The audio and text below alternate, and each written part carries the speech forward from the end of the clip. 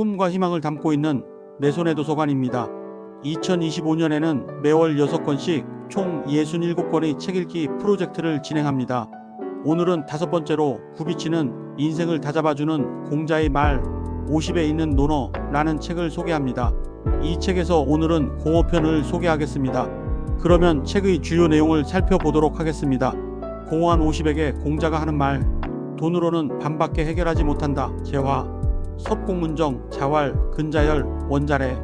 섭공이 정치에 관해 물었을 때 공자께서 말씀하셨다. 가까이 있는 사람은 기뻐하고 먼 곳의 사람은 찾아오게 하는 것이다. 초나라 변방이 경대부였던 섭공이 오랜만에 초나라를 방문한 공자에게 정치에 관해 물었습니다. 공자는 가까이 있는 사람을 기쁘게 하고 멀리 있는 사람은 찾아오게 하는 것이 정치다운 정치라고 답했습니다. 가까이 있는 백성들을 잘 돌봐 그들의 삶이 풍족해지고 즐거워지면 소문을 들은 다른 나라 사람들이 찾아드니 나라는 점점 부강해진다는 의미입니다. 춘추시대에는 나라 사이의 국경 개념이 뚜렷하지 않았기 때문에 백성들은 살기 좋은 지역을 찾아 비교적 쉽게 옮겨 다니곤 했습니다. 특히 춘추 전국 시대에는 우수한 지식인들이나 전략가들이 열국을 돌아다니면서 유세를 통해 등용되기를 갈구했는데 이들의 기준도 다르지 않았습니다. 어떤 나라에서 실력 있는 인재를 제대로 대우한다는 소문이 돌면 천하의 인재들이 구름같이 몰려들곤 했습니다. 각국의 제후들은 인재를 등용하여 패권국이 되고자 했기에 섭공이 정치를 물었을 때 공자께서 그렇게 답한 것입니다. 돈으로는 반만 해결할 수 있다. 50이 넘으면 재화만 사성이 아니라 가화만 사성이 더 중요하다는 걸 깨닫습니다.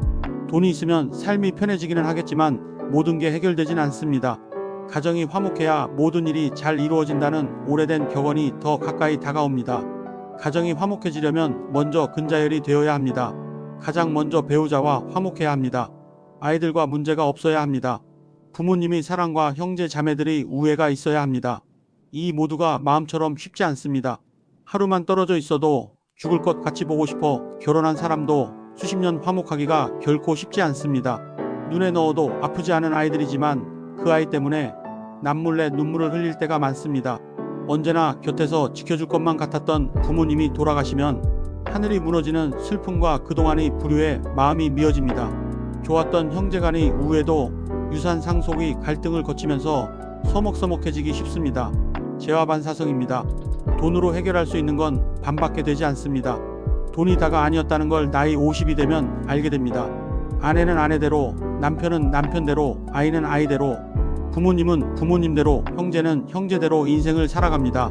목구멍이 포도청이고 월급이 하느님이라 어쩔 수 없었다는 걸 모두 이해합니다.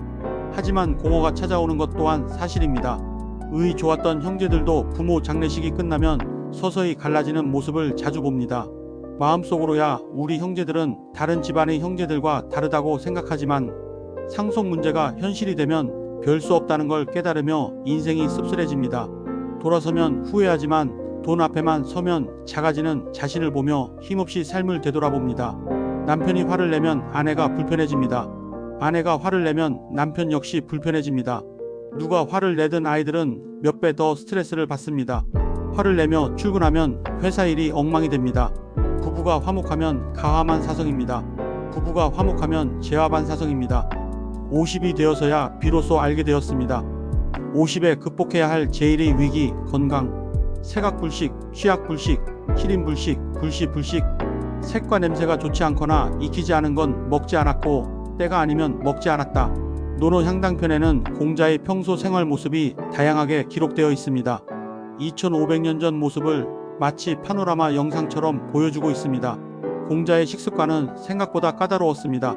공자께서 대사고라는 고관으로 삶을 누렸던 짧은 기간의 기록으로 공자의 까다롭지만 건강한 식습관을 엿볼 수 있습니다. 당시 공자가 비교적 장수를 누릴 수 있었던 배경엔 철저한 식습관이 자리하고 있었습니다. 당시 73세까지 장수했던 공자의 식생활을 잠깐 엿보았습니다. 2500년 전에도 이렇게 까다롭게 식습관으로 관리했다는 게 놀라지 않을 수 없습니다. 50에 시작해야 하는 건강관리. 평균 수명은 늘어도 삶의 질은 크게 좋아지지 않습니다. 스트레스에서 벗어나기란 쉽지 않습니다. 일상이 되어버린 미세먼지의 습격, 시도 때도 없이 밀려드는 황사와 모래바람, 여름엔 냉기로, 겨울엔 온기로 꽉 막힌 실내 공기, 도시 매연, 전국의 강에 퍼진 녹조, 매년 더 뜨거워져 적응하기 힘든 기후, 끝을 모르는 상하 간의 갈등, 더 깊어만 가는 빈부격차, 점점 예민해지는 감정, 업무 스트레스와 인간관계 스트레스, 해결점이 없는 불평등한 사회, 증폭되어가는 분열, 가정폭력과 성폭력, 광분하는 가짜뉴스, 지식인의 부정과 사회적 리더들의 부패 등 벗어나기 힘든 스트레스 사회에 우리는 살고 있습니다. 세계보건기구는 육체적, 정신적, 사회적 건강의 균형이야말로 온전한 건강이라고 정의했습니다. 50이 되면 건강의 적신호가 이곳저곳에서 나타나기 시작합니다. 사회적 건강의 적신호가 가장 먼저 켜집니다. 50이면 많은 이가 조직에서 물러나거나 밀려납니다. 정년퇴직까지 버틴다고 해도 60 즈음엔 결국 떠납니다. 사회적 연결에서 멀어지니 정신적 건강에도 문제가 발생합니다. 그간의 대우와 인정으로부터 소외되면서 스스로 격을 따지고 권위를 바라는 보수가 됩니다. 사회적 거리가 멀어지며 정신적 문제를 야기시키고 결국 육체적 건강까지 악화되는 악순환이 고리가 시작되기 쉽습니다. 평균 수명과 평균 건강 수치가 아무리 높다 해도 거기에서 벗어나 있다면 공허한 숫자에 불과합니다. 50이 극복해야 할 가장 중요한 숙제가 하나 있다면 바로 건강입니다. 바로 당장 문제가 되는 건 아니지만 지금부터 꼭 챙겨야 할 과제가 바로 건강 문제입니다. 50은 노년의 청년기, 인생의 50고개에서 육체적, 정신적, 사회적 문제에 직면하지 않은 사람들은 정말 잘난 집안의 자손들처럼 극소수일 것입니다. 부자가 부자를 유지하는 것도 쉬운 일은 아니지만 가난한 사람이 부자가 되는 건 더더욱 쉬운 일이 아닙니다. 그러니 그게 더 가치 있고 보람 있는 일일 것입니다. 처음부터 자신만의 길을 걸어 전문성을 높이는 것도 쉬운 일은 아니지만 50이 넘어서도 건강을 유지하며 자신의 잠재력을 찾아 한 분야의 획을 그을 수 있다면 그만큼 가치 있는 일도 없을 것입니다. 그야말로 공자께서 나이 먹는 것도 잊을 만큼 몰입하게 만든 재밌는 일일 것입니다. 조직을 떠나는 요즘 50대를 다산 선생이 봤다면 아마도 비슷한 말씀을 하셨을 것 같습니다. 풍요롭게 인생 후반을 사는 사람들을 부러워하거나 시기할 필요는 없다. 하지만 열악한 환경과 조건을 극복하면서 행복한 인생 후반을 만들어가는 사람들이 있다면 그들은 존경받아 마땅한 일일 것이다. 죽을 병에 걸린 사람을 살려야 명이라 불리고 위기에서 일어나 멋진 결과를 만들어내야 훌륭한 사람이라 불릴 수 있는 것이다. 부모를 잘 만난 덕에 부를 이루고 가문의 이름을 떨치는 것은 평범한 사람이라도 누구나 가능한 일이다. 준비한 것 없이 밀려 퇴직한다 해도 지금부터라도 건강을 잘 유지하면서 더욱 잘 처신하여 본래보다 훌륭하게 된다면 기특하고 좋은 일이 아니겠는가 하고 말이죠.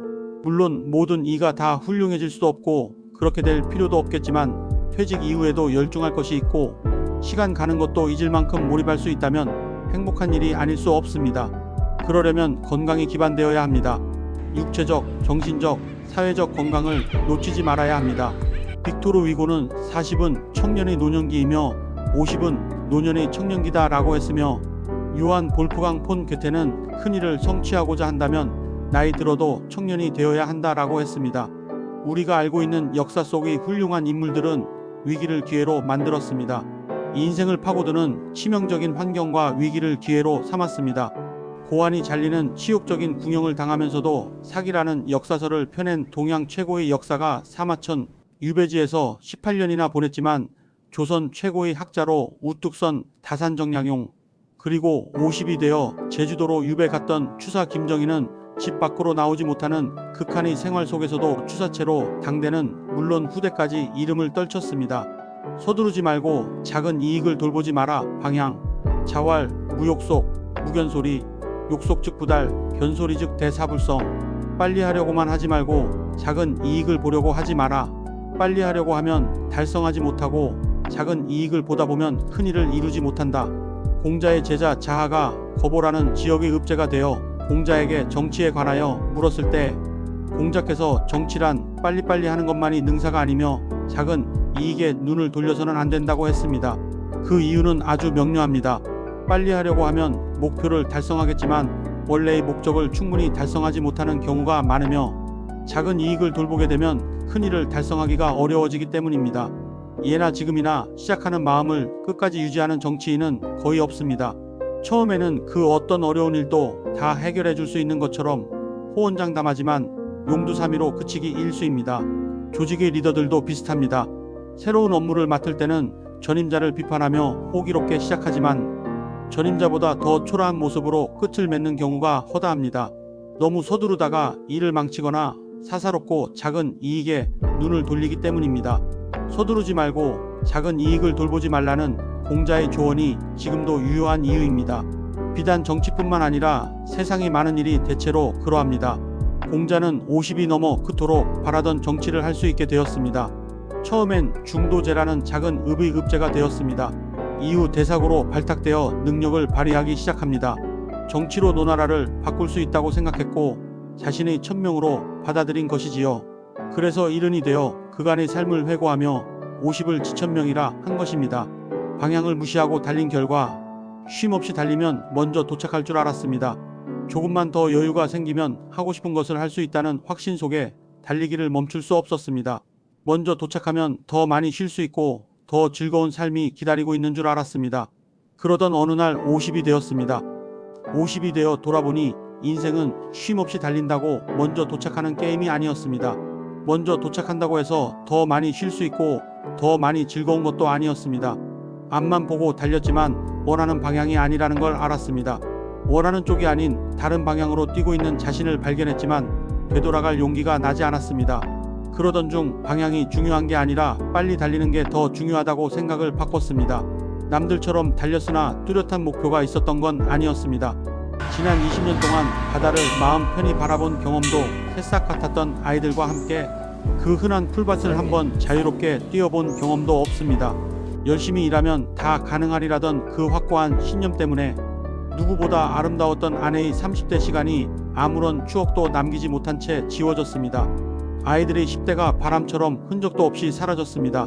가족과 함께 해야 했던 젊은 날의 기억 속엔 별로 남은 게 없습니다. 출근, 퇴근, 퇴근하며 출퇴근을 반복했지만 그 출퇴근조차 기억에 남는 게 없습니다. 가장 젊고 가장 아름다웠던 그리고 가장 생생해야 했던 지난 20년의 시간이 어둠 속에 잠겨버렸습니다. 피치 못할 일로 1년에 한두 번 낼까 말까 하는 월차도 자유롭게 용납하지 못한 채 마음 졸이며 20년을 하루처럼 출근했던 이유는 시간과 돈의 자유를 하루라도 빨리 얻기 위한 치열함 때문이었습니다. 옹골차게 돈을 모아 자유롭게 쓸 수 있는 시간을 사겠다는 믿음이 있었기에 가능했습니다. 시간의 자유가 생겨야 가족과 함께 즐거운 삶이 가능하다고 생각했습니다. 보통의 사람들이 살아가고 있기에 나도 그 길을 가는 것에 어떤 의심도 하기가 쉽지 않았습니다. 50이 되어 되돌아보니 왔던 길에 의문이 듭니다. 그렇게 50이 되도록 돌아보지 않고 달렸지만 다시 처음으로 되돌아가고 싶은 생각입니다. 돈을 따라 뛰었던 지난 20년이 도리어 인생의 귀한 시간을 낭비해버린 것 같다는 생각이 듭니다. 지천명의 방향 긋기 52제 방향을 고민해봅니다. 숨막히게 달려온 경쟁의 시간, 속도를 줄이고 인생 후반의 목표를 생각해봅니다. 50의 명예퇴직을 받아들인다는 게 쉬운 일은 아니지만 생각해보면 인생이 꺾일 만큼 치명적인 건 아닙니다. 60의 정년퇴직을 받아들인다는 게 허전하고 크고 작은 상실감을 가져올 수는 있지만 새로운 도전을 꺾을 만큼 강력하진 않습니다. 50, 60을 넘어 건강이 예전 같지 않다고 해도 미래의 희망을 꺾을 만큼 치명적이진 않습니다. 일과 연봉 때문에 하고 싶은 일을 미뤘다면 퇴직은 기회입니다. 하고 싶은 일을 선택할 수 있는 찬스입니다. 직장 일을 열중하다 보니 책을 멀리했다면 퇴직은 기회입니다.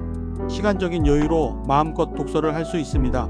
지금까지는 먹고 사는 일에 집중했다면 이제부터는 자신이 만족하는 일에 더 집중할 수 있습니다. 내가 만족하고 남에게 도움이 되는 조금 더 장기적인 일에 집중할 수 있습니다. 화려한 성공을 장담하지는 못하지만 미래는 장담할 수 있습니다. 건강하게 90까지 산다면 50, 60은 그렇게 고민할 나이가 아닙니다. 혹여 지금까지 원하지 않는 방향으로 살아왔다고 하더라도 크게 걱정할 이유가 없습니다. 지금까지 일하면서 살아온 30년만큼이나 긴 시간이 기다리고 있기 때문입니다. 얼마나 더 살게 될지 모르지만 그렇다고 손 놓고 인생의 마지막 날만 기다리는 건 좋은 방법이 아닙니다. 요약: 이 책은 인생의 중반기에 접어든 이들에게 공자의 가르침을 통해 삶의 방향과 지혜를 제시하는 책입니다. 특히 첫 번째 강의인 공허한 50에게 공자가 하는 말에서는 50대가 느끼는 공허함과 그 극복 방안에 대해 다루고 있습니다. 물질적인 풍요로움이 반드시 행복을 보장하지는 않습니다. 공자는 재물보다 덕을 쌓는 것이 중요하다고 강조하며 이는 내적인 만족과 정신적인 풍요로움을 추구해야 함을 의미합니다. 건강은 50대의 가장 중요한 자산입니다. 공자는 몸과 마음의 조화를 강조하며 이는 육체적 건강뿐만 아니라 정신적, 사회적 건강의 중요성을 나타냅니다. 공자는 빨리 하려고 하면 달성하지 못하고 작은 이익을 보면 큰 일을 이루지 못한다고 말합니다. 이는 50대가 삶의 방향에 집중하고 조급함을 버려야 함을 시사합니다. 이 책은 50대가 느끼는 공허함을 공자의 가르침을 통해 채우고 삶의 방향과 목적을 재정립하는 데 도움을 줍니다. 이번 영상을 유익하게 시청하셨다면 구독과 좋아요 부탁드립니다. 그러면 다음 시간에 뵙겠습니다. 감사합니다.